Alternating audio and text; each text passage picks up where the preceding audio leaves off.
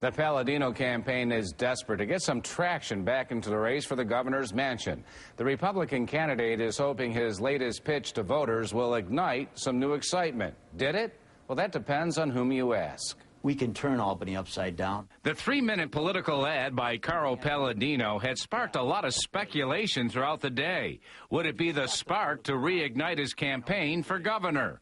The chairman of the local Democratic and Republican parties watched the ad at the Channel 4 studios and left with different impressions. I think it was very important. Carl comes off a tough week last week with a lot of outside distractions. It's very important that the campaign turn the page and kind of reset its efforts onto what is ahead, which is exactly the reason that Carl got into this race in the first place, which is about jobs, taxes, and where he sees New York going.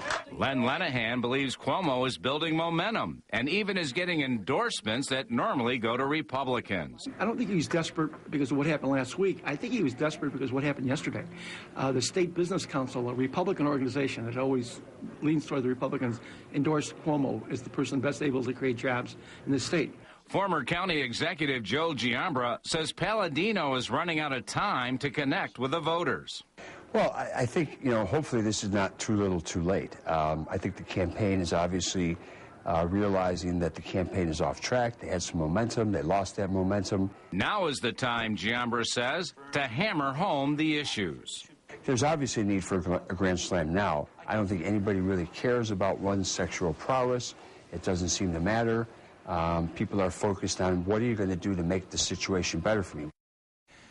And shortly after the political ad hit the airwaves, Andrew Cuomo agreed to a debate. It'll be on Monday, October 18th on Long Island.